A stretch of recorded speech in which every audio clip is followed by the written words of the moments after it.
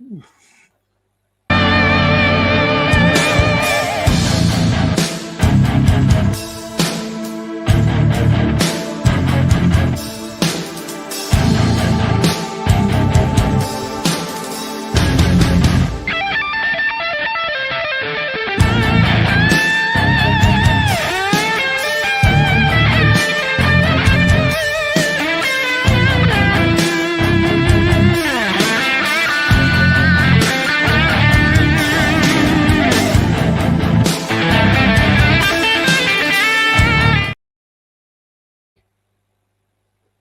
morning. Welcome to the Pitch Strike Chronicles. I'm Tats here with Donald. Hope everybody enjoyed their Thanksgiving.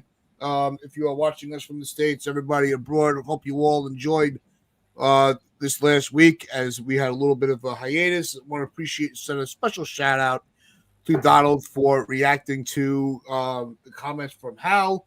We'll be getting into that later in the show, but to stick with the current topic, we had a little bit of mudslinging in the headlines, Donald, as we see that Sonny Gray has come to terms with the Boston Red Sox, and he had some not so kind things to say about the Yankees and how he is looking forward to being in Boston, where he could really hate on the Yankees and how he did not want to come here. And you go back to his press conference when he got traded to the Yankees. You know how grateful he was, and he was waiting on bated breath because he didn't have to approve the trade, and all that bullshit that goes on behind the scenes. And now he has joined Chapman as a Boston Red Sox that despises the Yankees. And yes, I'm putting words in his mouth, but that's how I read it. He does not like the way that the Yankees treated him. Thank you, Rosenthal, for Rothschild for manipulating all his pitches and wouldn't let him pitch the way he wanted. So now he hates us. I think it is absolutely great that he said what he said. I like it. I love it. It fuels the fire of the rivalry that we've all been clamoring for since the late 90s, early 2000s. The rivalry from the older generation, from the 70s, where there was just this vitriol between the two teams. I think baseball needs it. And they were able to reach that. They were all over all the national, sports talk, about how, see, this is why nobody wants to come and play for the Yankees anymore. See how they treat their former players, have such disdain for them. I think this is the best thing that could have happened going into this year. Especially, we talked about at the end of the regular season and the postseason from 2024, how 2025. This rivalry, because you see a lot of the youth that's coming up, and with Cam Schlittler with his tweets, kind of poking at the Red Sox. This is something that can easily really bring some needed attention to the game, bring some attention to the New York Yankees, the Red Sox, the rivalry, everything that's involved in it. It's just the next chapter between the fans to kind of have a little fun back and forth. I say fun, even though we're talking about a rivalry. It's just sports, right? We don't really hate on all the fans. I'm sure they're really great people. But when it comes to the in-game stuff, you do love to kind of poke and have a little fun. But it also is going to put a lot of pressure on the Yankees front office because the Jays are making moves. The Red Sox are obviously making moves. And, the Yankees are kind of coming off a little idle at this point. But Donald, what's your take on Sonny Gray, the correlation with Chapman's comments during the season, and the rivalry going forward? How you feeling about it? I didn't care.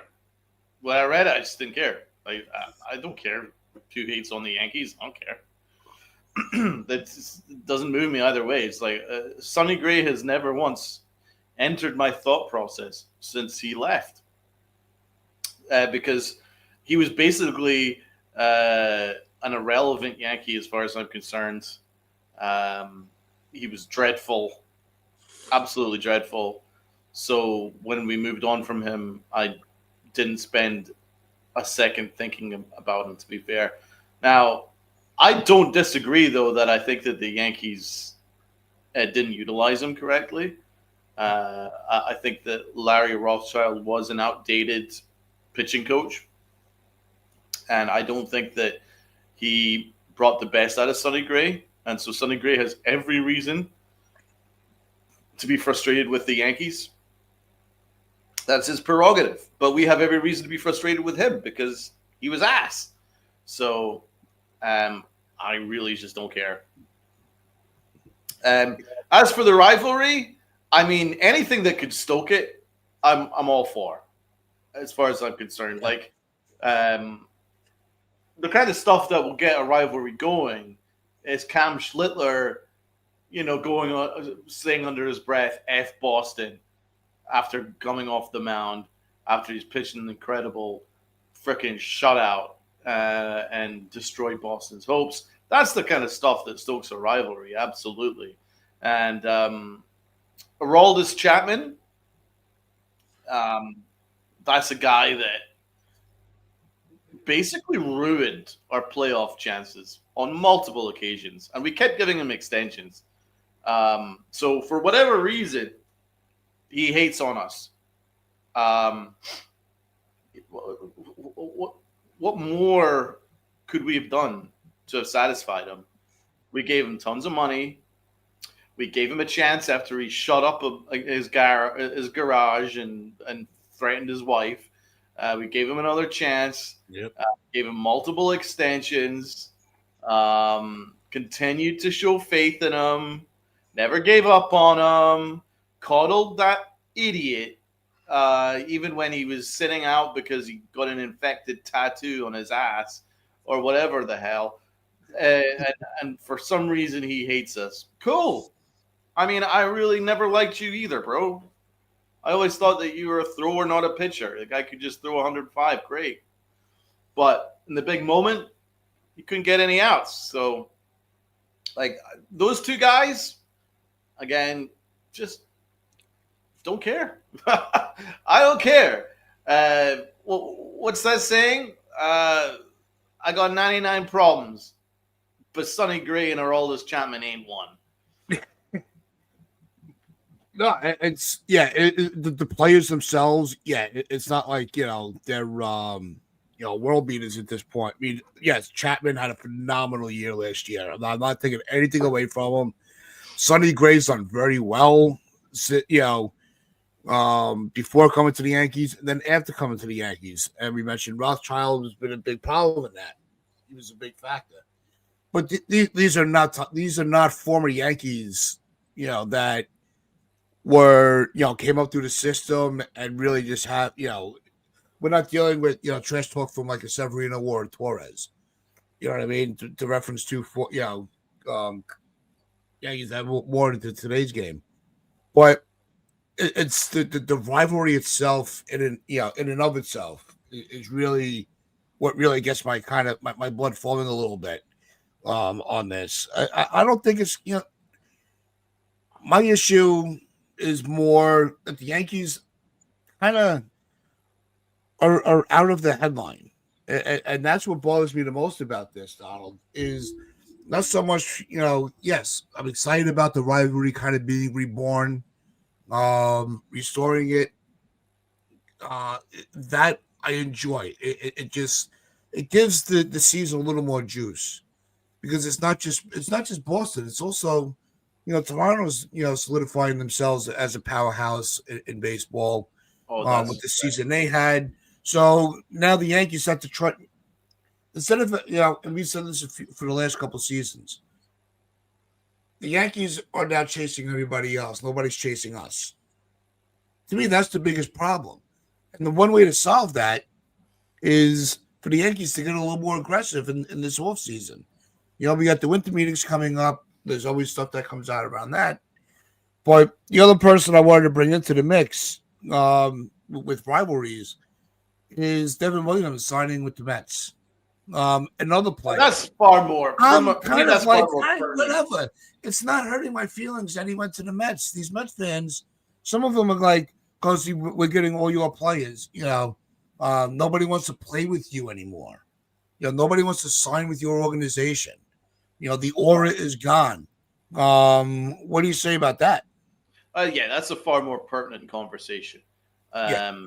and also completely irrelevant because the situations are completely different. The Yankees have a closer. If the Yankees went 3 years and offered the same deal for Devin Williams for him to be a setup man, that would be a terrible use of resources. We're already hamstrung right now with our clogged outfield. We don't need to be doing that to our bullpen as well. I don't agree with putting tons of money into a bullpen because there's every chance that it goes wrong.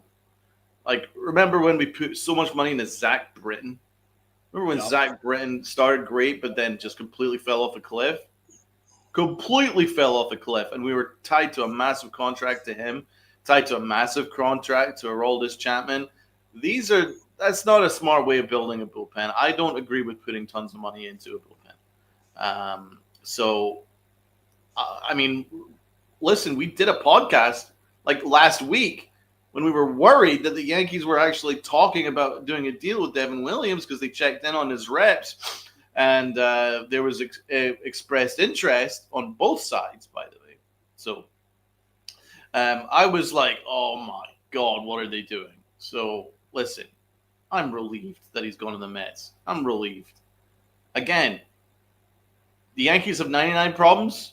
Devin Williams going to the Mets. That's the we need to get that Jay-Z song on here unless we got copyright for it. But that's the truth. It's just like, again, doesn't put me in either way. I didn't really like him as a Yankee. I felt very uncomfortable with the way that Williams behaved when he first got here. He just seemed completely dissatisfied with the whole scenario. He wanted to be in LA. He made it very clear he wanted to be in the Dodgers. And yeah, he was uncomfortable to start with. And then he started complaining about the facial hair policy. We changed that for him to make him happy. And he just looked miserable. Now, in fairness to him, what I'm going to give him credit for is the fact that he turned the season around. Late in the year, he completely turned the season around. For the first 2/3 of the year, he was one of the worst acquisitions we've had in a long, long time. He was a complete disaster. And it's all on him because we all wanted him. We were all excited about him. So it's not Monday morning quarterbacking. I'm not even criticizing Brian Cashman. It was a trade I would make 100 times out of 100. It just didn't work. And that just happens. It happens. Unfortunately for him, he just wasn't comfortable. But he got comfortable late in the year, and he actually gave him some big innings. And he had some decent playoff innings. So, listen, I don't have any ill will towards the guy. You know, when he turns up on the mound for the Mets against us in the summer, I'm not going to be moved. I'm not going to boo him. I'm not going to do anything. I don't really care. Great. It's just another guy. That's just the way I view it. But I'm just very, very relieved that the Yankees aren't extending him. That was just a huge relief because I was really worried that they were going to just completely roll this whole thing back. So that's it. Don't really care. As for the Mets fans trying to jab at the Yankees, saying that nobody wants to come back to the Yankees, completely irrelevant situation. They're completely different. Juan Soto, yeah, we can have that conversation. Juan Soto, we missed. We swung, we missed. The Mets hit a home run. They got our guy, right? You guys deserve your props for that, Mets fans. But you can't go in and start celebrating over Devin Williams. Devin Williams is a complete disaster as the Yankee, and there's not one member of the Yankee fan base that I would listen to that would want him back. No one wanted him back, right? Nobody. So, and to be fair, what room was it? What, he was going to get given a massive contract to be a setup man? For what purpose? It doesn't make sense. So it never made sense. The move was a failure. By and large, it was a failure. Good pitcher, just didn't work. And that's it. Absolutely no worries on either way. So yeah, I'm sorry, Met fans. You're not gonna win this one. It's just like, Well, not with not, I not don't with us. care. I just do not care, and that's the thing. They spend so much time thinking about us. I really wonder if they spend enough time thinking about their own team. Because why is David Stearns continually signing ex-Yankees? Does he have anybody else on his radar? Does he have a scouting system, or is his entire scouting network ex-Yankees? I think if I were a Met fan, I'd be concerned about how David Stearns managed to have the biggest payroll in baseball and Missed the fail playoffs. to make the playoffs with a team of Lindor, Pete Alonso, and Juan M. effing Soto, who Yankee fans all adored.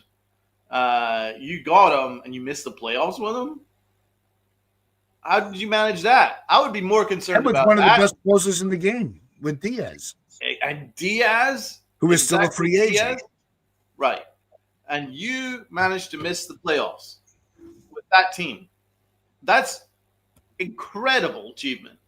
That's an incredible achievement. Congratulations. If I were Met fans, I'd be more concerned about that than trying to come up with a fake narrative that the Yankees are whiffing on players and they're going to the Mets. Juan Soto's one. You got that one. That was one guy we wanted. None of us wanted Williams back. And even if Williams does well over in New York, in Queens, I still don't want him back. It just didn't work, and that's fine. These things happen. Move on. Yeah, we wished him well. We hope that he got a deal that he was comfortable with a team that he wanted to play for. If it was bad, if he would, I don't want to say it was because you mentioned how it was a bad move to bring him here. I don't, or maybe not in those specific words, but yes, we were all excited when we traded for Devin Williams. He had a phenomenal career with the Brewers. He was really good in Milwaukee. So I don't want to just say we got some bum pitcher and, we should have never had him in the first place. Yet we needed him. It just didn't work with us. He was only here for a year and we move on. Same thing with, Soto stung a little more because of the impact of a player he is. But these are not lifelong Yankees that are just moving on. Right. Chapman wasn't a lifelong Yankee. Sonny Gray wasn't a lifelong Yankee. So who cares? Now, I'm one of these where during the regular season, you worry about your own house. Like, I don't really cater or pander to any of the fans, but it's the off season, so I'm going to take the gloves off. Here's what I would want to do. All right, my fans, you got Williams. Yeah, so we have Bednar. Bednar's very flexible. He doesn't have an ego where he has to be the closer. Let's go get Diaz. So now you have to have Williams as your closer. Let's see how you feel then. When he's imploding in New York. When he doesn't, when he wants to sit in front of the cameras with a puss on his face. I say, fuck it, go one step closer. Let's get Alonso too as our first baseman. Yeah, let's get Pete Alonso, baby. All right. You guys want to, push your chest out how you take it. We'll take your favorite players because they're still free agents. You can go after all the former Yankee players that you want. You haven't even taken care of your own players. That more so with Alonso. He's been with you guys forever. Why don't you take care of that? If I'm the Yankees, those are the two calls I'm making. I'm stealing Diaz and I'm stealing Alonso. Preach. I think that would just make it a lot more fun. It would make it a lot more fun. Do you know what is also fun? Let's say hello to the chat because our chat has been very good. We've got almost 50 in the building. Good mix between X and YouTube. So if those on X, when you get a chance, if you want to hop on over YouTube and give us a like and hit the hype button. If the hype button turns up, the hype button helps us, as does the like button. If you guys are watching and you haven't subbed, we do watch the analytics. We do have plenty of people that are watching that haven't subbed yet. Please do hit the sub button, and that helps keep the lights on. So let's say hello to those in the chat. We got plenty of people in the chat. Let's go through some of these comments, Uncle T. What are you thinking? Let's go for it. Let's give him a little shout. Let's say hello to Blaze. What's going on, Blaze? Right. So Blaze is going into the Blue Jays payroll situation. Mm-hmm. So let's have a look and see what you got to say. After Cody Ponce's signing, the Blue Jays payroll is around $285, marking a franchise level of spending. So does this mean Bichette won't return to the Jays? Uncle T, do you think that Bo Bichette will return to the Blue Jays? Oh,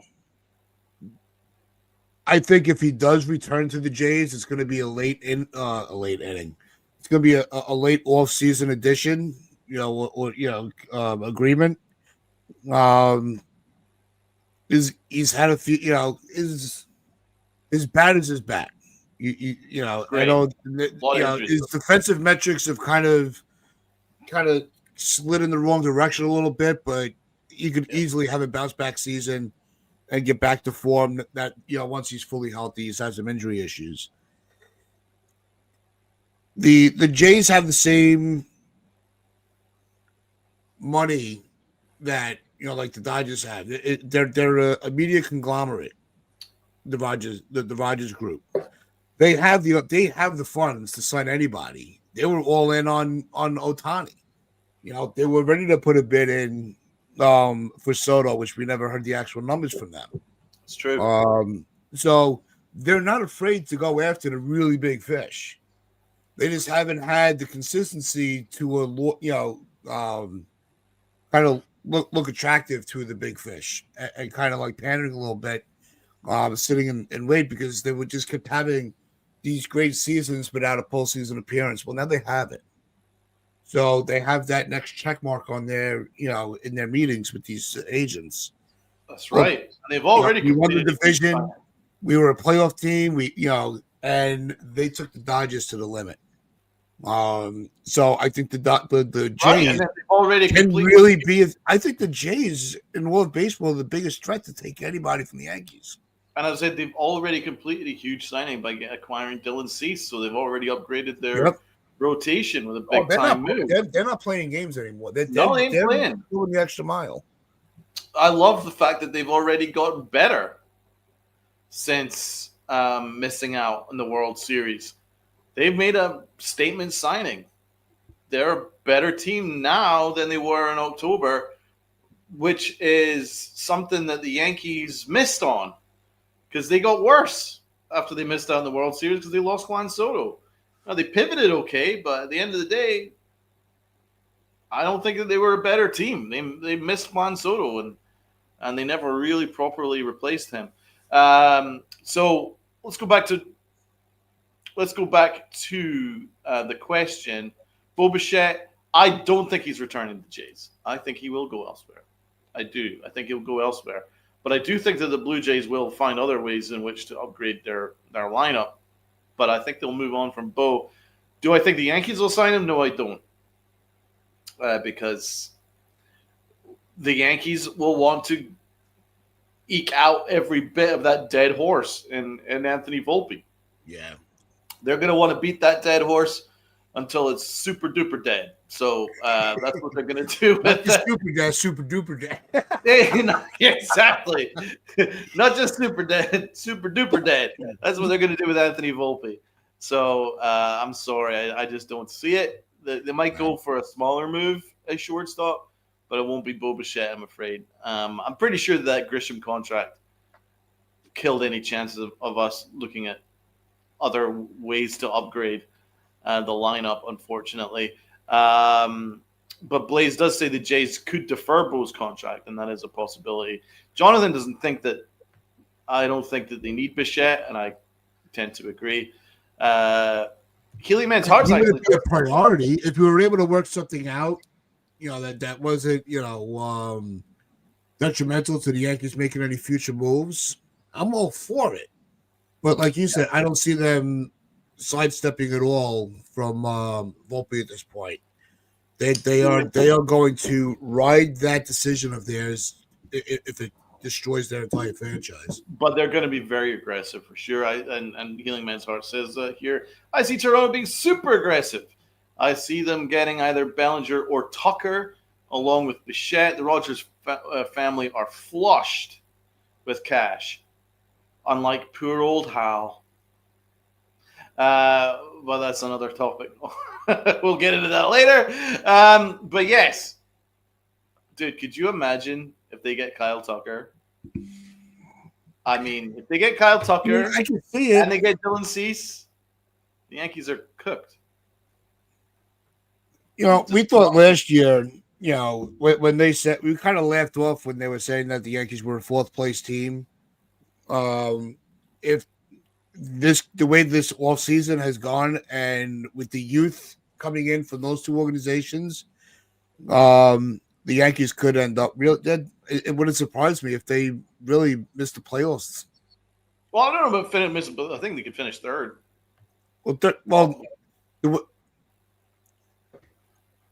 Yeah, you missed the play. I guess that's too strong of a prediction. But yeah, they'll definitely finish third in the division. Yeah, but it would be a fight for a while.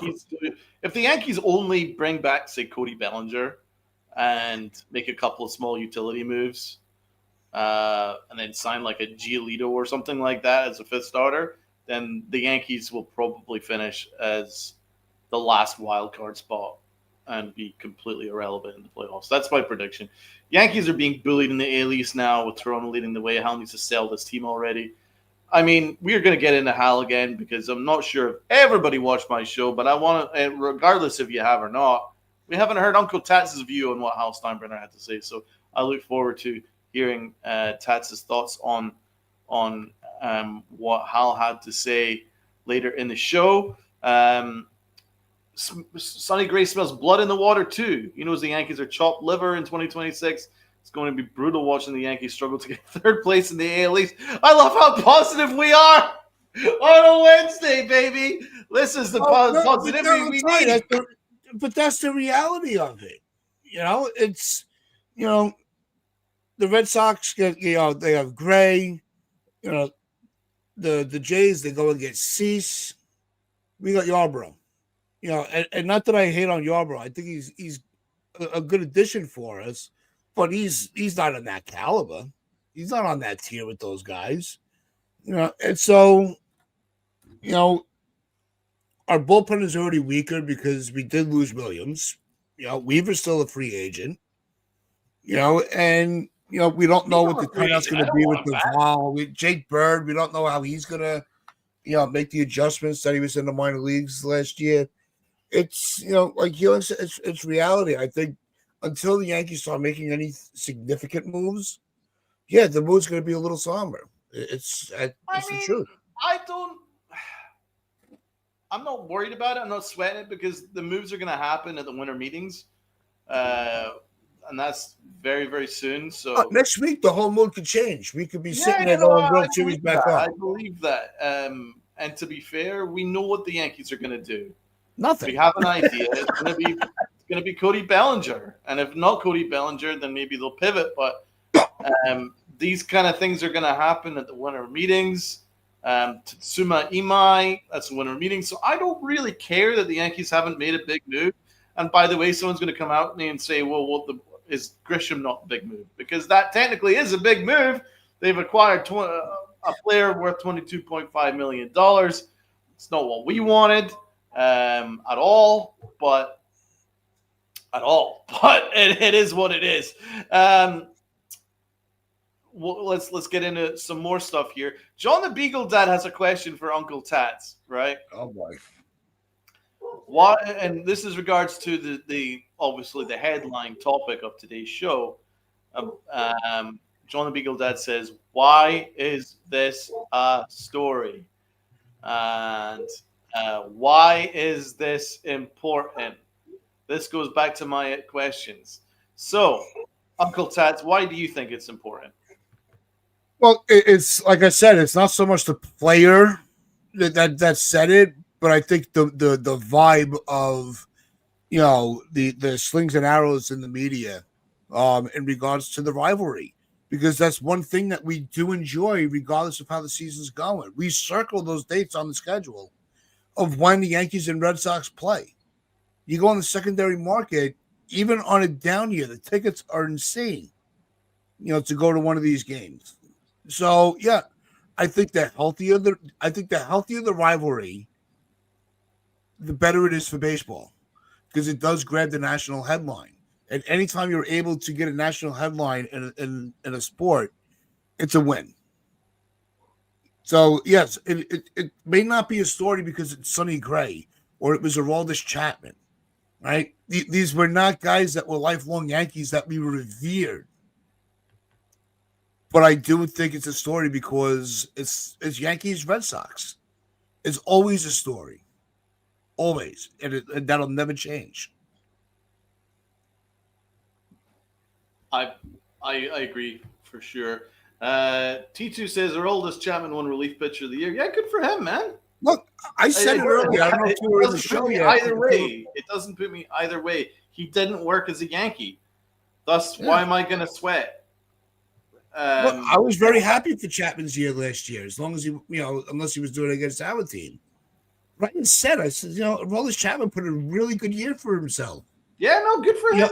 You applaud him for it. You give him his credit. But he's still a Red Sox. So it was a great move for them. Like, it was a smart move because they got something out of nothing, really, because no one really expected him to have a great year, and he turned out to be great. So. Anybody that thought he was going to put the numbers he did up, no, go play the lottery, because even I couldn't predict that. Duran says Chapman is a freak of nature. Unfortunately, he wasn't a freak of nature for the Yankees. So again, the second time around. The first time around, he was good.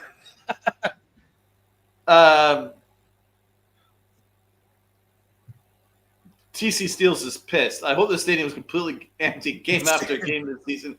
There's only way that Hal will get the message. It seems that the Yankee fans are still upset about what Hal had to say. So I do think that we'll need to get into that very, very soon in this show, because I am still pretty disappointed. Because I think that's why the mood is down.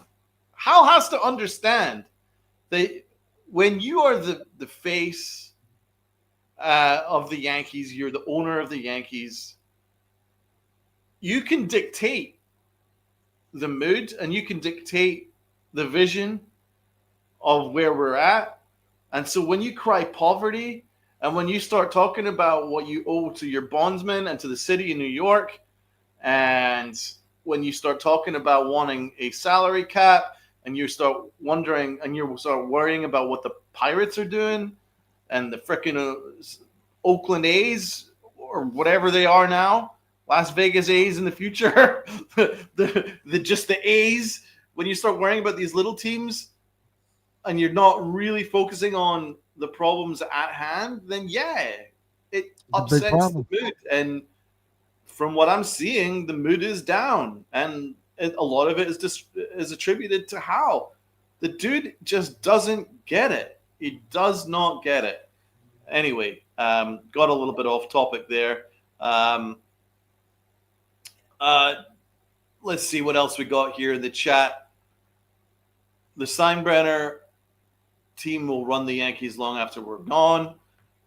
You're probably right, man. You're probably right. They've got no reason to sell. It's their big business, and it's allowed them to acquire NYCFC, AC Milan. It's allowed them to buy yachts and chill out in Southern Europe. I mean, it's a big cash cow for the family. Hal can take the profits and hand it out to his family members. And it's working out great for them. So there's no reason for the Yankees to sell, I'm afraid. And that's the reality of it.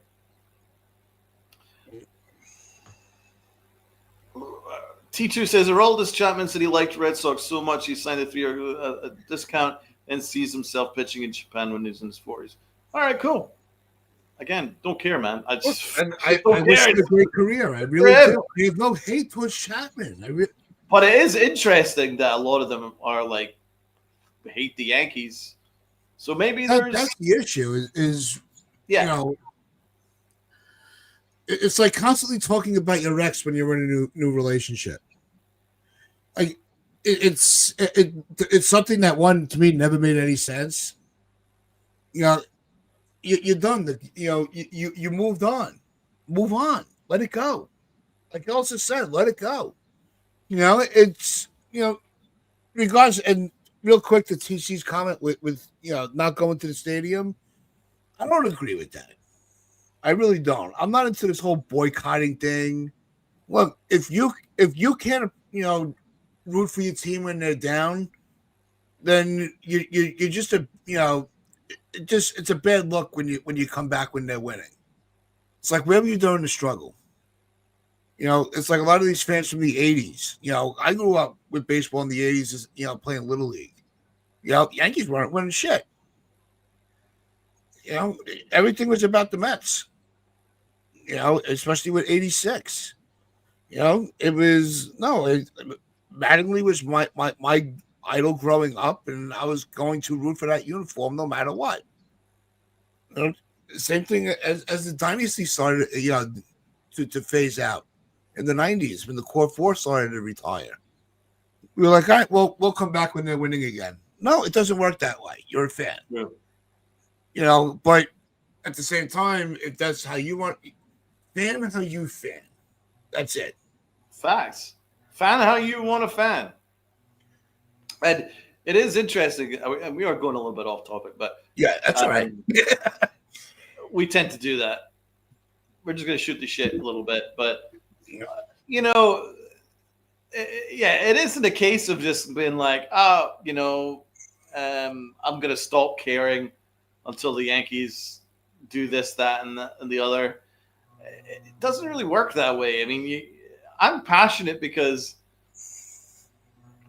and I mentioned this on my last show, this team especially, baseball is one of those sports that it gets handed over through the generations. Yes. Right? So, like for me, it was my grandfather. My grandfather got me basically handed over the Yankees to me. It was like a handing over the torch. You know what I'm saying? We would go to the old stadium. We would just walk past and go, "Hey, do you want to just go to the game today?" Yeah, cool. And we just walk in. It was great, and we just did that. It was just the best. And his passion transferred over to myself, And when the Yankees were great, we were happy, and when the Yankees sucked, we would yell at the TV, and that was what we did. But he passed over the torch, and when he passed away, and he was buried with his Yankee hat. I mean, that is a freaking diehard Yankee fan. He wanted me to have his Yankee memorabilia, so hell yeah, I'm gonna be passionate about this team. You know what I'm saying? Hell freaking yeah! And if they don't reach the expectations, then I'm going to rip them apart because I'm passionate about it. And I know that not every fan shares that. I know that some fans just are very happy just to be there. And I'm not, every fan can fan as they want to fan, right? But I don't want to hear these modern fans telling me that I'm a bad fan because I'm pissed that they've won nothing since 2009. Yeah. And that I should be just happy that they seem to love each other in the locker room, and they get over 500 and lose. That ain't me. I'm sorry. I can't change who I am. But other fans are different. They've got a different viewpoint, and that's great. We support every viewpoint. We listen. Doesn't mean I agree. I don't really understand that viewpoint, but it is what it is. Fan as you want to fan. But for me, participation trophies suck. Thank you, Duran. I agree. We're in the era where that's true. That I think we could all agree with. I hate about this modern generation because I'm old. But what I hate about this modern generation is participation trophies. They're in the participation trophy era. Oh, they tried hard. I give a F if they try hard. Win. That's it. That's all I care about. Win. Win it all. I want number 28. That's it. So, but going back to what I originally say, it get passed on through the generations. Uncle Taz, who handed over the Yankees to you? Oh, it's my father and my cousin. My cousin who was older, I always looked up to. Always loved sports. His grandfather was a big sports aficionado, so he always had all this different memorabilia in his, at the house. And his grandfather, we all called him grandpa also. But his doorbell, when you rang the doorbell, and this was back in the 80s when we really didn't have a lot. It was take me out to the ball game. It would have the organ music, and it just I've always been fascinated and in love and passionate about baseball. And that's why when we had first started doing these shows, the one question I remember that was always asked to me that I brought up live one time, if the Dodgers never left Brooklyn where I grew up, would I have been a Dodgers fan or a Yankees fan? I can't, and I wish I had an answer for that, but I'm glad I'm a Yankee fan. I would never trade a day of my Yankee fandom. Never. No. It's a lifelong commitment. Right. And I think let's just play off of that. That little phrase you used there, a lifelong commitment.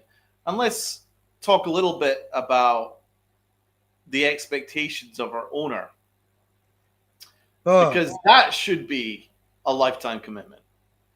If you're the owner of the Yankees and you're not intent on selling, then the Yankees need to be your lifetime commitment to be the best. And the way that he behaved on that press conference was derisory. It was pleading poverty with the biggest franchise in North America and one of the most important franchises in the entire globe. Right? And he pleaded poverty. He's like, oh, well, you don't know about our who we got to pay to the city of New York. Does that sound like someone that is intent on doing whatever the hell it takes? Ideally, I would love to have our payroll go down this year. Does that sound like someone who wants to go all in and do whatever it takes? I mean, some of the things that he said was a disgrace. It was a disgrace, not only to the Yankees, but to any big budget team. I've never heard a big budget owner going, well, you don't know about how much I have to pay to the city. Dude, it's your stadium. You made that deal. Don't start crying about it now.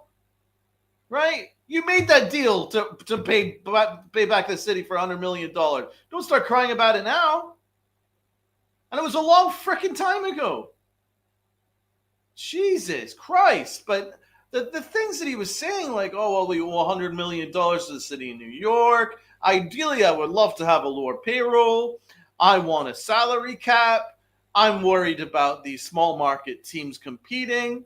Why do you care? Why do you care? Worry about yourself. How about worry about that when you fix your own house? Because your house is broken, whether you like it or not. The more I thought about it, the more I was disgusted. It was just, I knew that what he was going to say, because it's Hal Bingo.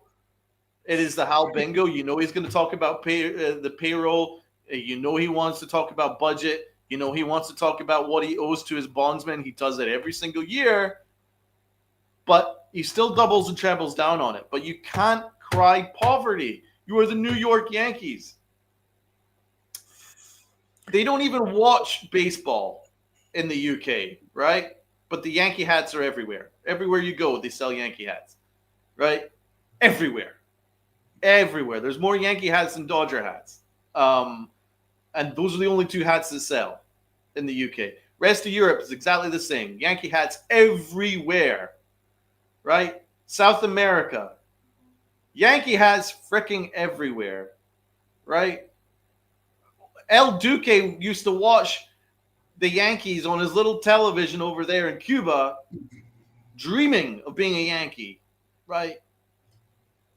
And then went on a boat, on a raft, risked his life to get over there to pitch, to be a Yankee. That's what it means to be a Yankee, man. Am I talking bullshit or am I right? Let's be honest here. Am I right?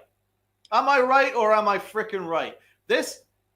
Not this logo. The Yankee logo transcends all freaking logos. I had a fucking American Eagle hat. The American Eagle logo transcends all logos. Here, I'm getting ranted here. I'm getting freaking hot and heavy here.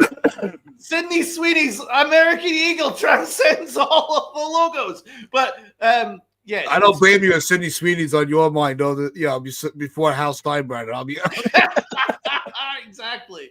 But it's true. The Yankee logo transcends all logos. If they sold the Yankees, they would get, what, $10 billion back? Probably more. They could probably sell it for like 12, 13 billion. It's an enormous cash cow. They make money hand over fist. If you speculate to accumulate, you make even more money. If the Yankees signed Kyle Tucker and Tatsuma Imai, they would pay those contracts back within frickin' a couple months with the amount of shirt sales.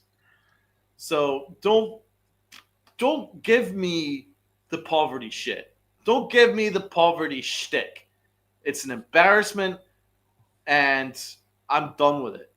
Like, go cry somewhere else, man. Go cry to your bondsman. But don't cry to the Yankee fan. We don't fucking care. Tats, hit it up. Well, the reality is, I mean, there's not much that hasn't been covered. But to give my take on it, I called it on the show we did when I told you exactly what Hal was going to say, or what he should say, and he almost hit every talking point that I brought up. I'm like, just be honest with us. Just tell us you don't care what we think. You're just going to do what's best for you and your shareholders. And that's exactly it. Real quick, pause my thought. Miguel, appreciate the $5 super chat. What's up, fellas? I hope Cashman signs both Belly and Tucker. Alonso, move Rice to catcher, trade Wells, he's trash, and get Amon. What do you guys think? Great point. I think for everyone, as we get ready to talk about, our very poverty-stricken owner, I don't think that both are realistic. I think that Belly and Alonso are possible. I think those can be taken care of, but trading Wells, I don't think is in the cards just yet. I don't think there's a market to trade him. And I just don't see the Yankees really being that aggressive. What do you think, Donald? I don't see it, but I like the plan because for me, it's a great plan. For me, I don't want Ben Rice to be our first baseman. I want a natural first baseman to be our first baseman. Yes. Right? But it's an unpopular opinion because from everything I hear, Ben Rice is going to be the Yankees' first baseman. But I prefer him at catcher. And then Austin Wells could be his platoon catcher or his backup catcher. I'm perfectly okay with that. But I do agree that Austin Wells should not be our starting catcher for the New York Yankees. I completely agree with you on that. But the Yankees to give up on him yet, I think that's a little hard. Yeah, I mean, he's a very good defensive catcher, but offensively, Austin Wells has not been league average since being in the majors. So I don't see how that's going to change. It might change. I don't see it. But Ben Rice, I'm much more confident in. I think he's not a great catcher, but I think that you can develop him into one because that's one thing the Yankees do well is they do well developing catchers. So I would make that move. I would make Ben Rice our catcher, and then also Wells as backup, and then that frees up first base. It gives us room to acquire a righty first baseman, and that could be it could be, well, for instance, it could be Pete Alonso. I would love that. Or it could be Omoto, the Japanese guy. Bats from the right side, play first and third. That's another option there, but at least that gives us an opportunity to go and bring in a righty back. Yes. And then as for left field, you want Bellinger back. That's totally fine. The Yankees are desperate to bring him back. I would prefer Kyle Tucker. I don't want to pick Cody Bellinger. That's just my opinion. I think that contract's going to age like milk. So that's my opinion on the matter. But we're going to get into that later. I just wanted to talk about Uncle Tats. Thanks so much for the super chat, by the way. That's really much appreciated. Uncle Tats, finish your thought on Hal. So with Hal, like I said, I hit almost every talking point that I brought up that he was going to do. Now, do we understand that there's expenses, on top of owning a team in a stadium, New York, we're not stupid. We understand you have expenses. We don't need them laid out for us. Okay? Just say, but to come off like you don't make a profit or, yes, you're making a profit. Do you have the, do you want, is it smart to borrow off your off of your profits and your bottom line to add to your payroll? I think I saw something and I couldn't find it. I tried backtracking last night that the Yankees payroll has gone up each year over the last 10 years by 5%, no less. And it's kind of a little strange. Now, I'm just, the Yankees have cut payroll. Didn't they cut payroll? Well, the Yankees also have a lot of minor leagues. They're not paying top dollar for a lot of guys. So I think that number is definitely wrong. So somebody in the media could try to spin that the Yankees have increased their payroll. No, they haven't. I don't see it. And if they are, they're doing a pretty poor job at it because they still have not built a sustainable winner. Making the playoffs in a Yankee uniform is not being a sustainable winner. Multiple World Series appearances, win, lose, or draw, that's sustained success in my book. Right? Because it's a tough league. The Dodgers are a machine. They're tough to beat. But the Yankees should be on that same plateau in the American League. As far as, with some of the other things with how I stop making it seem like it's our fault. We've said this over and over again. We, the fans, are not to blame. You are the one that raised you, the Steinbrenner family, put us on this pedestal with expectations. And if we show up, we're at the stadium, we sell it out. We're there all the time. So we did our part. You have to do yours now. Stop missing out on all these free agents. The DeSoto thing, that was a hell of a fight. Right. The Mets were just willing to go and give, look, let the Mets pay for his mother's wardrobe. Let the family have their suite. The Yankees, look, they weren't going to go that mile. I understand that. It's not like they were so far off with the salary. It was just all the other perks were a problem. But Derek Jeter never got a suite. Why would they give one to Soto? I'm sorry. I don't care how good Soto is. He's no Derek Jeter. Not in my book. No, of course not. No. Right? So. But what I will say is Hal admitted himself last year that he didn't talk to Juan Soto at any point. Well, that's going to be my next that he was a Yankee. Point. And that's a failure on Hal's, because you might have been able to have won him over if you actually looked like you gave a shit. And the one thing that I'll say about Cohen, even though he's really done jack as the Mets owner, the one thing that he has done as the Mets owner is he's made them accountable, and one thing he's going to spend, and he wants to win. It's clear as day, and he's desperate to do it. And he won Juan Soto over, whatever it took. You want a suite? Great. You want a brand new wardrobe for your mom? Great. But he wined and dined, and he won him over just because it looked like he cared. But Hal Steinbrenner did the opposite. He was corporate, and he only talked to him when he was officially a free agent. You had an entire year where Juan Soto was there, giving you an MVP year, and you didn't talk to him. That's on you. You're the owner of the Yankees. If I was the owner of the Yankees and my guy, Juan Soto, was going to be a free agent, I'd be like, hey, dude, do you want to go for dinner next week? Bring your mom. I want to talk to you. I want to just find out who you are. I'm going to talk money with you guys. I just want to learn about who you are. And if you manage to have a conversation with him and you communicate to him how much the Yankees mean to you as the owner, and how you see Juan Soto fitting for the next decade, then you probably get him. In fact, there's no probably about it. You would have got him.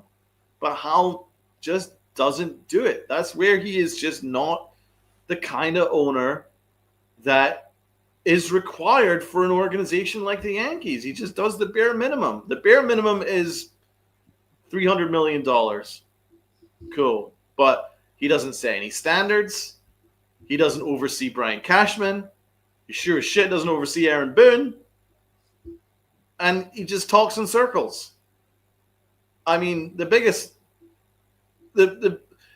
nonsense that he said was not actually the money that he owes to the city of New York. It was when he said that the Yankees mentality, the mental mistakes was a huge problem, which he's absolutely right about. He was 1,000,000% right about that, right? It was a huge problem. So he says, we've made a coaching change. But the coaching change was a freaking first base coach. I mean, that is the most nonsensical thing in the world. It's so stupid, right? Oh, Aaron Boone's a great coach, great manager. He's not perfect. Okay, cool. But good manager. But I was disappointed that they didn't show up for two months during the season.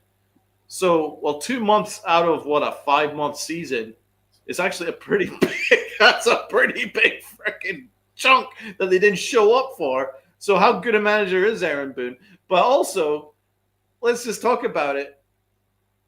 If Aaron Boone said that there was no issues with the base running, right? He said there was no issues with the base running. He says it was completely overblown. Because he doesn't watch the games. Base running was great. Brian Cashman said the same thing. He says our base running is great. He says what the biggest nonsense that Brian Cashman said was that teams are calling him for his base running coaches, right? That's how great we are, right? But yet the owner himself said it was a problem. Do you not see that there is a huge breakdown there? So the owner said it's a problem, but Brian Cashman and Aaron Boone says it isn't a problem, right? So Hal fires the first base coach, but doesn't look at the manager who says it's not a problem. Doesn't care. The GM says it's not a problem. Do you know what I'm saying? Like there's something here where Hal doesn't actually say stuff that's wrong,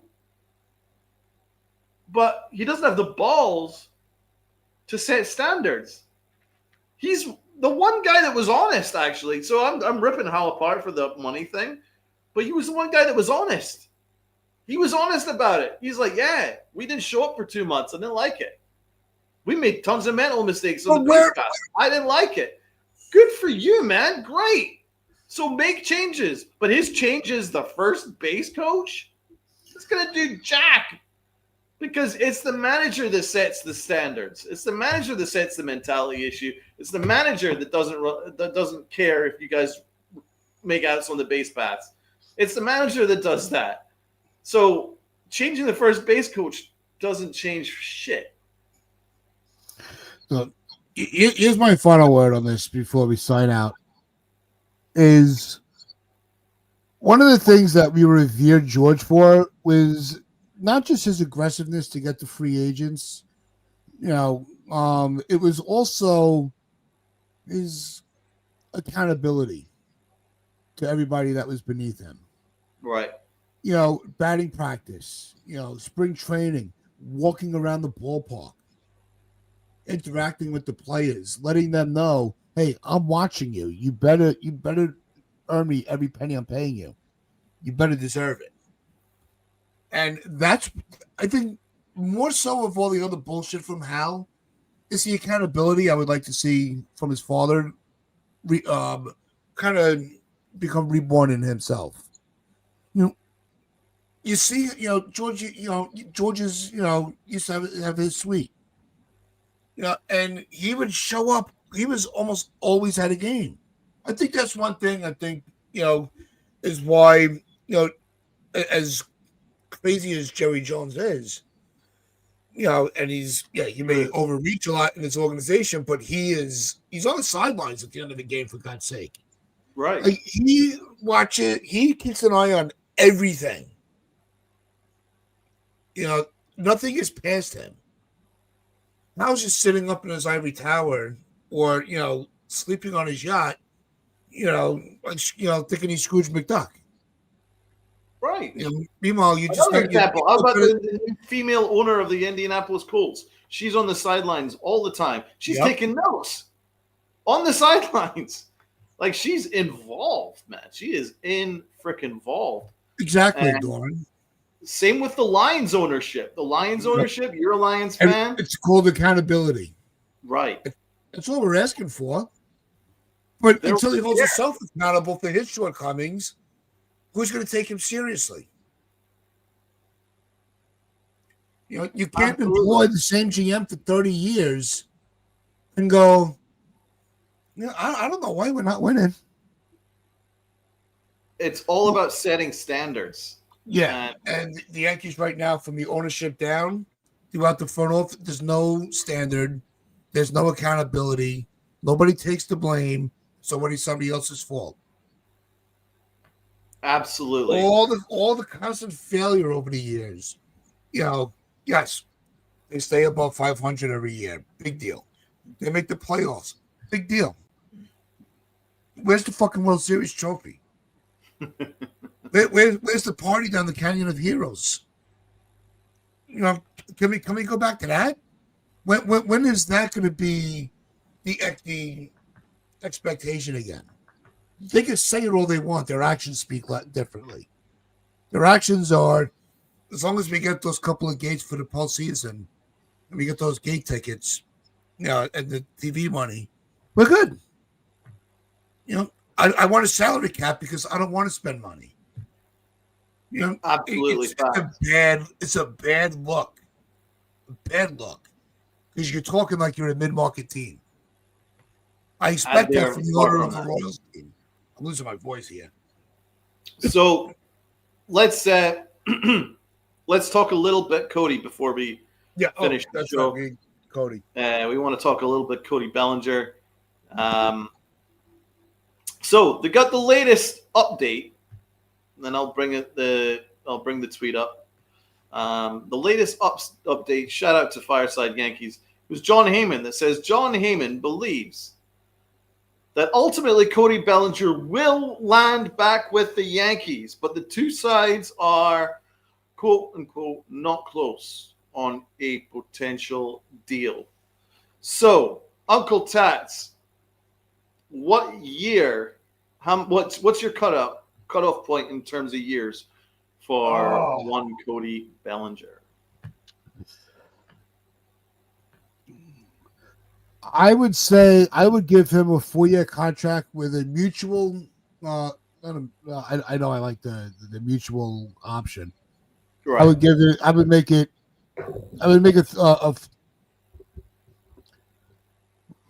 the 4th year would be a player option. 5th year is a team option. This way, you know, if he feels he's not being valued, he can opt out. And if age starts to catch up with him, the Yankees have the out. I would say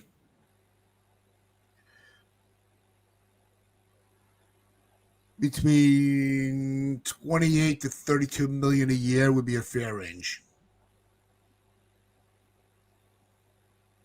That's fair. Okay, so what I would do in these negotiations, now bearing in mind that I don't want Cody Bellinger back, right? Not because I don't think Bellinger is a very good player.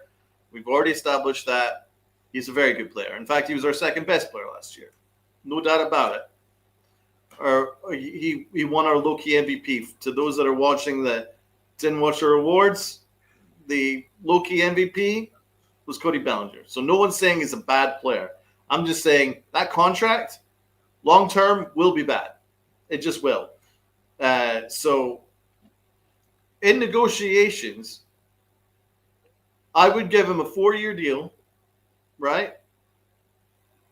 I would give him a 4-year deal, but it's front-loaded the first 2 years, okay?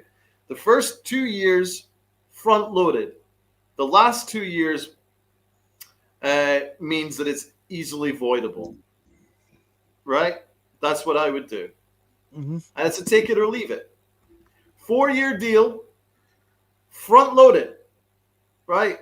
F the payroll. Sorry, Hal. Sorry, bro. You're just gonna have to suck it up. So, front load that contract, which means that it's very easy to void the last 2 years. If after 2 years he starts to suck, which I think he will. I think once he reaches 32, 33, he's going to start to decline because you see the stats. 4 of his last 6 years, he's had a WAR of 2 or less. In 2021, he had a minus 1.6 WAR. So for those that are saying, oh, but you got to bring Cody Bellinger back because he's elite defensively and he's so versatile. He can play first. He can play left. He can play center. He can play right. That's great. But he did all those things in 2021 and still managed to give you a minus 1.6 WAR. Do you know how difficult it is to have a negative 1.6 WAR? Anthony Volpe had one of the worst seasons we have ever seen as a Yankee last year, and he didn't even reach that pit of a negative 1.6 WAR. It's very hard to be that bad.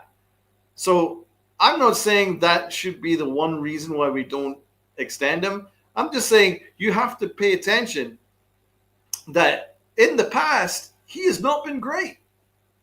And the Dodgers were happy to let him go. And the Cubs were happy to let him go for nothing, for Cody Poteet. And then they just cut Cody Poteet. So I don't trust that contract. I think it's going to age like milk. That's why if I'm the Yankees, I'm smart about this. I'm going 4 years, front load the first 2 years, easily voidable the last 2, right? The other way you could do it is a 3-year deal with a team option 4th, okay? Now, will Cody accept those? I don't care. Because at the end of the day, the better option is Kyle Tucker. I want Kyle Tucker. It's the only way we can upgrade this team that I see. Because I don't think that the Yankees want to go after Pete Alonso. I don't think that the Yankees are going to want to differ from their original plan, right? And I think their plan is very much what their plan was last year. Thus, that's how I'm going to do it. I'm cutting off 4 years. I'm not giving him 5, and I'm not giving him 6. I'm sure as hell ain't getting him 7. I'm giving him 4. But it's not going to be a 4 where it's like 28 to 30 each year of the 4. I'm front loading it so it's very easy to void him because I have to pay attention to how that contract ages. Yes, he's versatile, but he is no longer an MVP caliber player. He's no longer an all-star caliber player. Thus, I can't afford to just give him the bag. I don't think it's a smart use of resources. If the Mets beat us to him, fine. Because at the end of the day, Kyle Tucker's a better player. I don't understand why the Yankees are because that was another tweet that I read, that the Yankees are prioritizing Cody Bellinger. Tucker is their backup plan. Cody Bellinger is a better player. Way around. As much as I love Bellinger. Right. It Kyle should be Tucker is a better player than Cody Bellinger. Yet Kyle Tucker is the backup plan. Weird. Louis says Belly is getting more than 4 years. Good for him. I think 5 would be my agree, cap. but I'm not going over 5, but I heard something he's looking for like 6 years, which is not ludicrous, but not for the Yankees. I don't think that would work. But just want to give a quick shout out. See NFU from the Strike Zone is hanging out with us today. If you don't know, make sure you go and subscribe to that channel.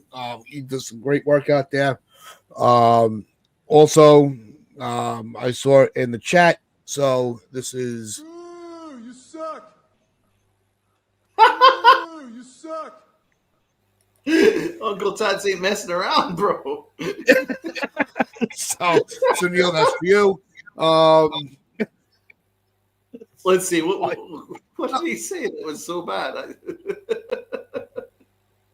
I guess it's something that NFE does on his channel, but on his streams. So NFE's saying that's Heyman doing Boris's work. But to be fair, if you listen to Brian Cashman, he kind of told you. Brian Cashman, he basically told you Bellinger is our plan A, plan B, plan C. He basically said it. He wants Bellinger. I trust him, and Volpe's still an elite shortstop, so his words mean absolutely fucking nothing. I don't believe a word he says. Look, I would take Bellinger back. I think his versatility makes the contract worth it. I'm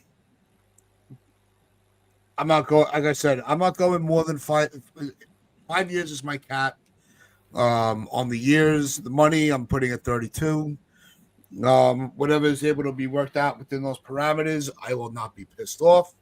However the options go, whether it's player than team, the team than player, however they want to do it. I'm not going past those parameters.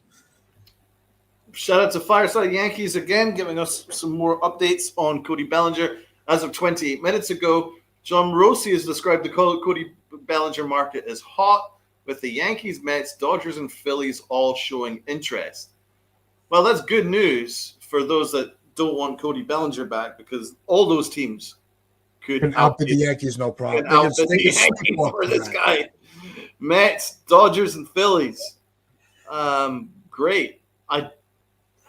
I don't know. I mean, the Phillies I could definitely see. Dodgers. Well, the Mets have the need too. And the Mets. I just hope that the Yankees don't overpay, man. Yeah, I think they should be very cautious, going into a bidding war. Exactly.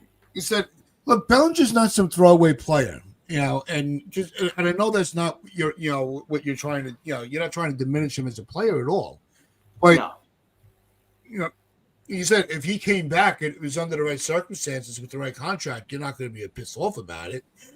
You just prioritize Tucker, just so people that haven't followed us before understand that. Because that's why I'm not arguing with Donald over his comments, because I know where he's coming from. And so, yes, Tucker should be the priority over Bellinger. I still prefer Bellinger because of the versatility.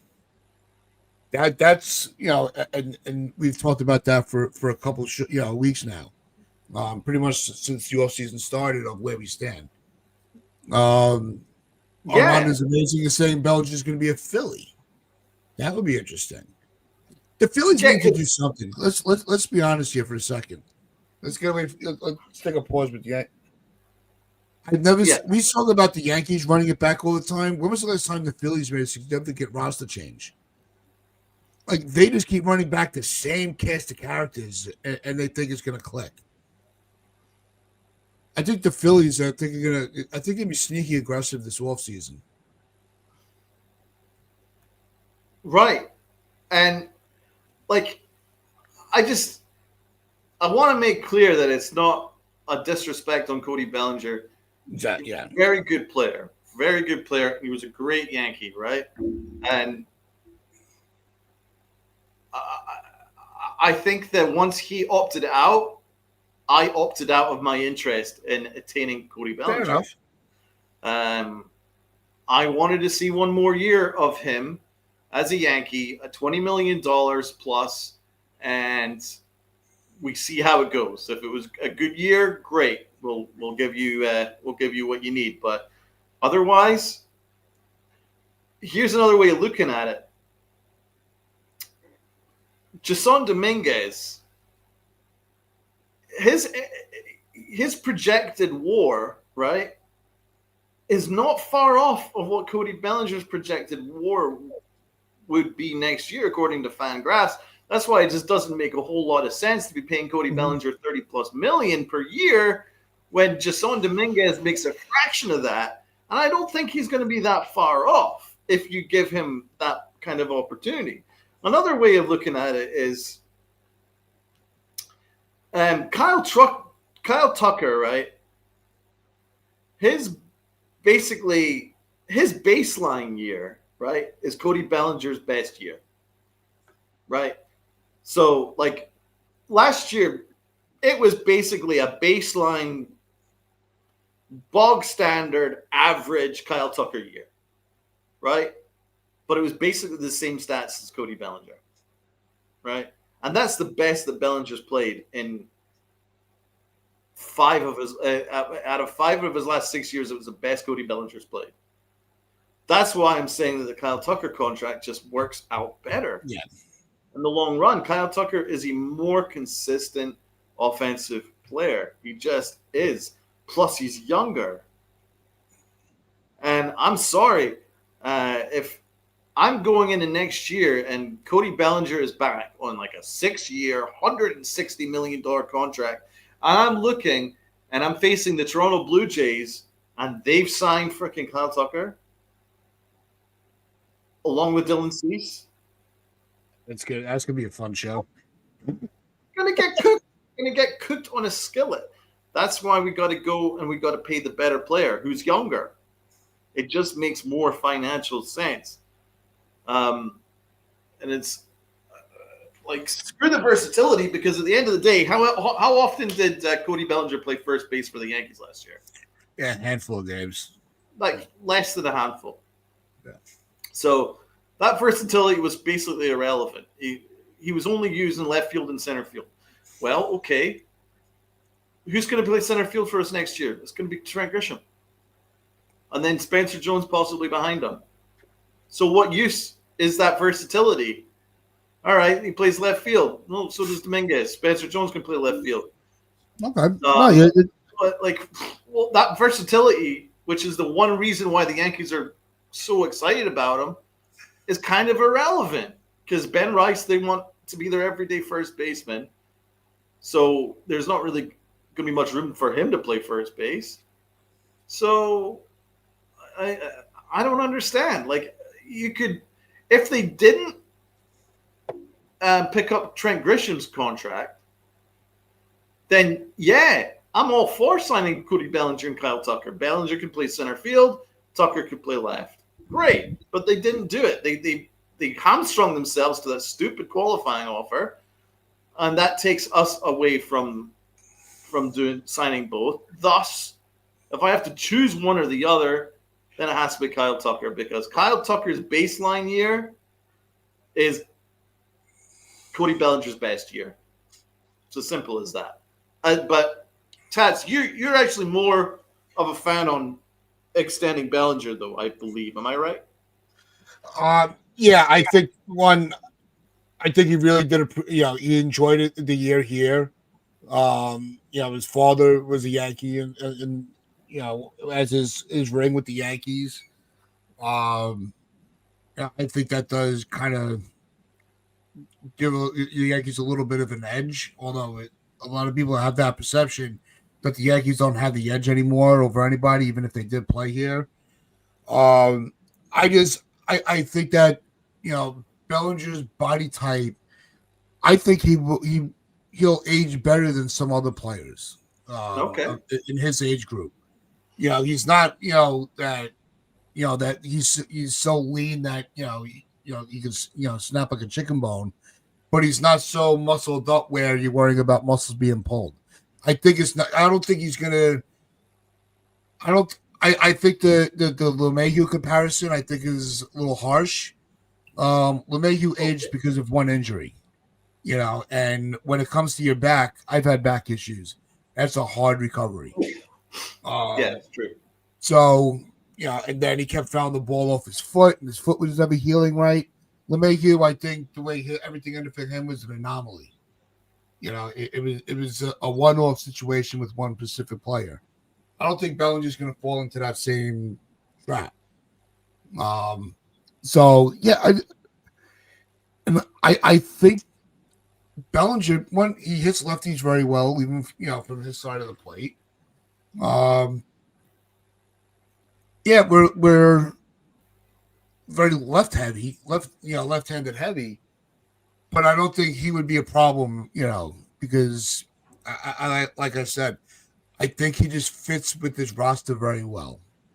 Right. He seemed to get along with a lot of the guys. Judge, enjoyed playing with him. That adds a lot of weight to the front office's decision. They lean on Judge a lot. And so that's where, me wanting Bellinger back is where that's where we're on the opposite ends of the two guys. You're Tucker, that's it. And that's Bellinger, why, I'm Bellinger, Tucker. And that's fine. that's why it's cool allowed to have have this that. conversation because it's interesting. Ocean View Coffee says Belly had good vibes. He did. He was a leader. He was definitely a leader, and he was pretty clutch. One thing I like about Cody Bellinger is I love that he changed his approach with 2 strikes. He shortened his swing and was happy just to take a single, was happy just to focus on getting on base with 2 strikes. He never tried to force things. When you look at Anthony Volpe, his swing gets more He's a mess with 2 strikes because he's constantly trying to pull home runs. That's not Cody Volpe's Bellinger. a mess when he steps up to the plate. It doesn't matter what the count Exactly. is. So that's what I like about Cody Bellinger is he's a smart baseball player. He's got a high IQ. That play that he made in left field against the Mutts was a high IQ baseball player move. And to be fair, we don't have enough high IQ players. So that's vital. He's definitely a winning type player, even though he didn't show up in the playoffs. I do think he is a winning type player. Yes, he also won an MVP as well. The issue is, as Duran says, he's also sucked for half his career. And that's what he didn't have the best offseason either. I'll postseason. Yeah, he had a bad postseason. Postseason. It has definitely affected things. And it is interesting that his last 2 clubs let go of him for nothing. And that just wouldn't that just doesn't happen if you are a star player. You don't just let guys go for nothing. The Cubs were just delighted to get rid of that contract. It just says it all to me. It's just like, is that guy worth investing $160 million over like a 6-year period? I have a hard time buying that. But that's cool because, you do see what he brings. And I think we should move on. But one thing we can all agree on, I believe, is that shouldn't be it, Tats.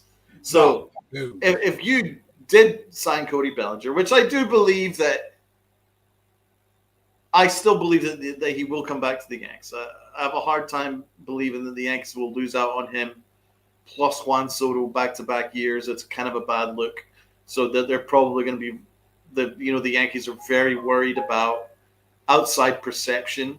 They're very consumed by perception of them as an organization. If they lose back-to-back bidding wars from players that they've had for a year,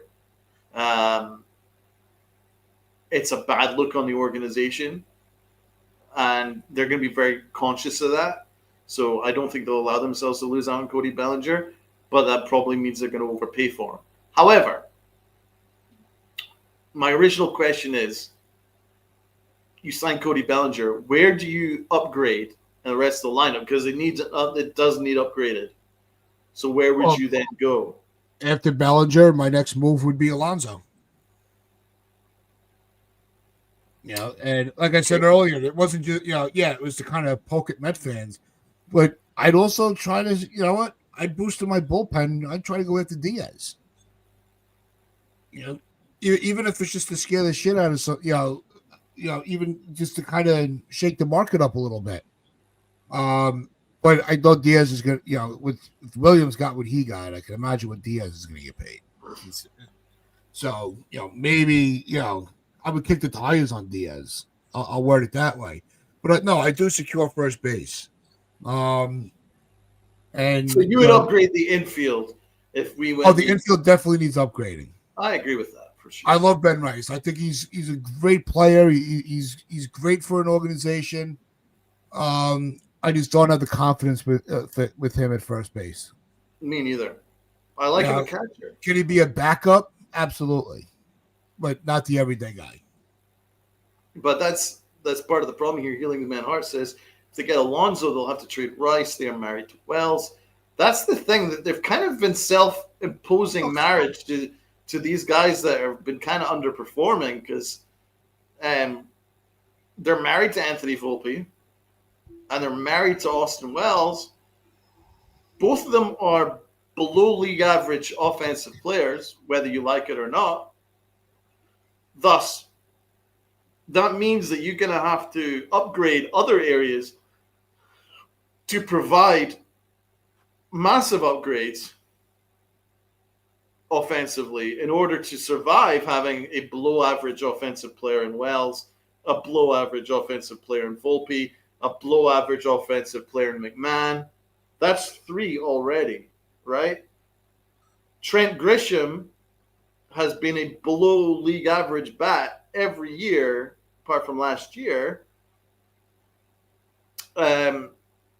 So he is due to have a down year.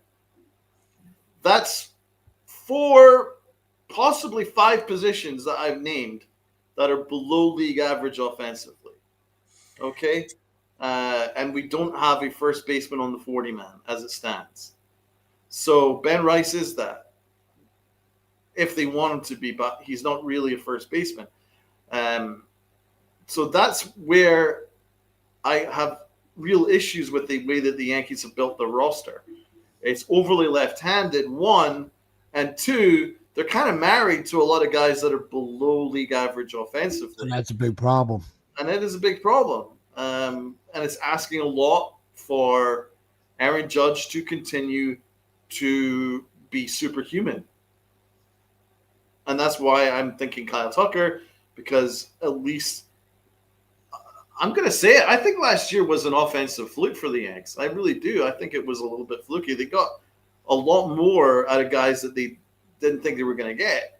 And I'm not convinced. Well, nobody expected that from Grisham. Rice had a very unexpected year with the bat. Exactly. We knew he was a good hitter. He had a great approach, but nobody expected that from Rice. Anybody that did, I have to be honest. I didn't expect that from Cody Bellinger either. Bellinger was much better than I anticipated him being. They got a big jump from a lot of guys there, and it's a credit to them. But I'm not sure if I can bank on that next year. So that's where I'm thinking. Like, and also Goldschmidt had a tremendous start of the year before he got tired. That's right. And then Volpe had a good start to the year until he completely fell off the map and became the worst player in baseball. But yeah, that's what I'm thinking. If they just extended Cody Bellinger and then they just were like, cool, we're job done. Let's focus on pitching. I think that it might be a mistake because I think this lineup is due to have a regression unless it gets a real injection of some talent here. I'm keeping an eye out on Nomoto. I know that the Yankees, I've not really heard his name much. I've heard a lot of Tatsuma Imai, but I'm thinking a lot about Murakami, upgrading not the hearing his infield. name a lot. I mean, these players are posted. We can get into that on the next show. But, we're all talking a lot with the offense, because I think that, the position players need more of an upgrade than the pitching, but, I agree. not to say that we have to, we could just ride with what we have. The pitching still needs some work to be done with the players that are going to be coming back after the first month of the season. I'm not prioritizing my pitching right now. I'm solidifying my defense. I think Right. the infield needs an overhaul desperately needs an overhaul. I think the outfield will be fine. And do we need the roster isn't good. It's not. There's a lot of problems with this roster, but the infield is at the forefront of it. Volpe doesn't do it for you don't have a first baseman. McMahon, phenomenal glove, sketchy bat. That makes me nervous. But I'm looking a lot at Okamoto, at Kazuka Okamoto. He's 29, so he's still got plenty of years on him. He can play third, he can play first. He's a righty bat. He had 1,000 OPS last year. The year before, he had an 863 OPS. The year before that, 958. So he is giving you really good OPS numbers. It can give you power. 2021, he had 39 home runs. And 2023, he had 41 home runs. That guy can hit. So he can give you power. I believe he's over his career in Japan. He's at 277 home runs in his career in Japan. That guy can hit. Plus, he can play defense, and plus he can play third and left, and third and first, and he's young enough. I think that would be a good pivot, because if you can't get Pete Alonso, that guy can come in, and you can really. He adds a righty bat that has power potential there. That's the key thing. We need righty bats. That's what I'm worried about, man. It's overly left-handed. We went from having no lefties to all lefty. Like, they just can't get it balanced right. And that's going to be a big problem. But we'll definitely take a deeper dive into the we'll visit the Japanese market hopefully next time. And because Tatsuma Imai, Okamoto, Murakami, there's some really good names there, and we really need to start making an impression on the Japanese market. Brian Cashman touched on that the last time he spoke, but he has to take responsibility for that, because his organization has not done a good enough job in terms of getting the Japanese talent since Tanaka retired. Terry Edwards, get Weaver too. We don't need Weaver back. Not for me. No. I don't know if Uncle Tats agrees, but I think that Weaver ship is sailed. TC Steele says, "Dream on, guys. Yanks ain't doing nothing." Oh, that's great. I hope that's not the case, man. I really hope that we actually do something. Weaver can go start from that. I think Weaver could actually be stretched out as a starter elsewhere. So we've got over 70 people in the chat. We got 40 people watching on YouTube. I don't believe we have 40 likes though, guys. So if everybody watching could do us a solid, even if you don't agree with everything we're saying, you are watching, and it's completely free. It'll take you less than a second just to click on that like button. It really helps, and it helps the algorithms You know what YouTube's like. They need algorithm for this thing to be to keep the lights on. So if you guys could help us out and hit that like button, please, could really, really help us out. But we do appreciate everybody watching. Let's talk about Duran Singh here. Judge batting ahead of Schwarber. Imagine Kyle Schwarber. Holy moly, that would be great. Now, that's another guy that doesn't play any defense, but down that bat, that would be nice. 56 home runs last year. That's insane. That is insane. What a year he had, man. What a year he had. I would love Kyle Schwarber, bro. I really would. You know, he's 32. He's still got plenty of years left in him. He's an absolute machine. But he bats from the left side. We need righty bats, guys. We need some righty bats. So I want some suggestions from you guys in the chat. Who'd be your righty bat that you'd go and acquire? Is it Pete Alonso? Is it Okamoto? Where are we going to acquire this righty bat? You know, we're talking a lot about Brendan Donovan, but he's another lefty bat. Where are the Yankees going to acquire this righty bat that we need? So everyone in the chat, give us some of your suggestions before we sign off. Uncle Tats disappeared for a minute, but he's back. Uncle Tats, we're talking about Kyle Schwarber. How would you feel about Kyle Schwarber? Ooh. Great player, bad fit.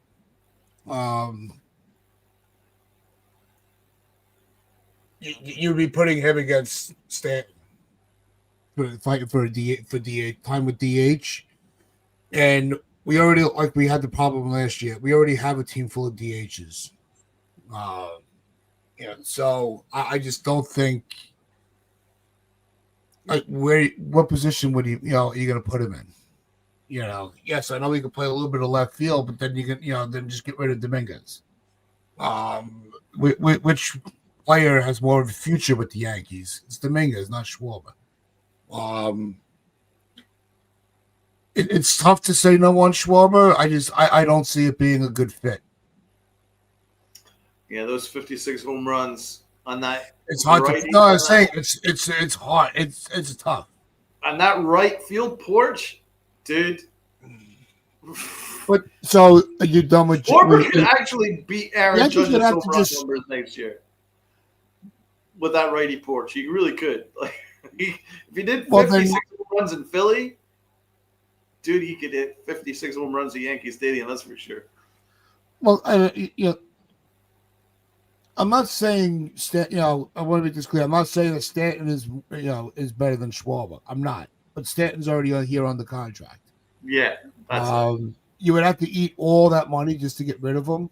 We're not moving Stanton. That's stupid. It's not going to happen. No. Yeah, and you could you can crap on the Yankees for the deal all you want. He said it many times. The Marlins George makes that trade. George makes that trade for Stanton 10 times out of 10. But no, Schwarber would definitely be an upgrade. I'm not saying that, it's a great player to have.